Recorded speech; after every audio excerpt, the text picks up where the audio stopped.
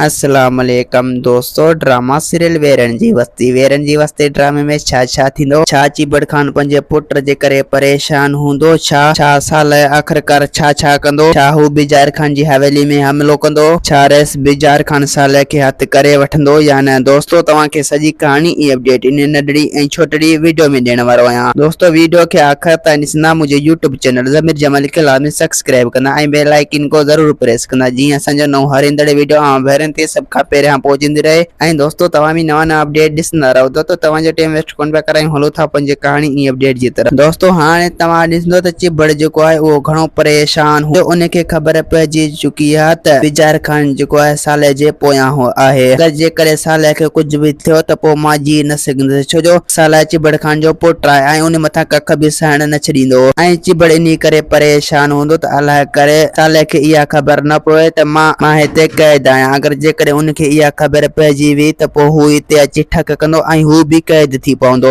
ऐं ॿिए पासे दोस्तों हाणे तव्हां ॾिसंदो त बिजार खान जेको आहे साले जे लाइ राति ॾींहुं हिकु करे छॾींदो। साल इनखे हाली फ़िलहाल कॾहिं भी हथ न ईंदो ऐं साले खे हर आस पास ते ॻोल्हींदो ऐं पंहिंजा माण्हू साले जे पोयां बचे छॾींदो। पंहिंजे माण्हुनि खे चवंदो त अगर जेकॾहिं तव्हां साले खे हथ नथा कयो त पोइ तव्हां खे हिन घर में अचण महल हूंदो। अगर जेकॾहिं तव्हां ईअं ख़ाली हथ मुंहिंजे साम्हूं आया आहियो त पोइ मां तव्हां खे उपट मारे ऐं तव्हां जो लाश दरिया में लोड़े छॾींदुसि। इहो तव्हां सां मुंहिंजो वाइदो आहे। ऐं ॿिए पासे दोस्तों हाणे तव्हां ॾिसंदो त साले जेको आहे घणो परेशान हूंदो। हू पंहिंजे माण्हुनि खे चवंदो त हाणे मूंखे सुकून नथो अचे। जेसीं ताईं मां बिजार खान जे मथां हमलो नथो कयां जेसीं ताईं मुंहिंजो दिल जो सुकून कॾहिं भी नथो लही सघे। जेसीं ताईं मां उनखे पंहिंजे अंजाम ताईं नथो पहुचायां तेसीं ताईं मां सुख जो साह न खणंदुसि। उन जे करे तव्हां तयारी करे वठिजो। हिकु न हिकु ॾींहुं उन जी हवेली मथां ज़रूर हमलो कंदासीं छो जो असां हिते वेठा हुजूं दुश्मन असांजे पोयां हुजे ईअं कॾहिं भी नथो थी सघे। दोस्तों उम्मीद त कहानी आई हूंदी अव्हांखे पसंदि। असांखे ॾींदा हाणे इजाज़त। वरी तव्हां सां मिलंदासीं के नई वीडियो में। जेसीं ताईं पंहिंजो ख्याल रखंदा। खुदा हाफ़िज़।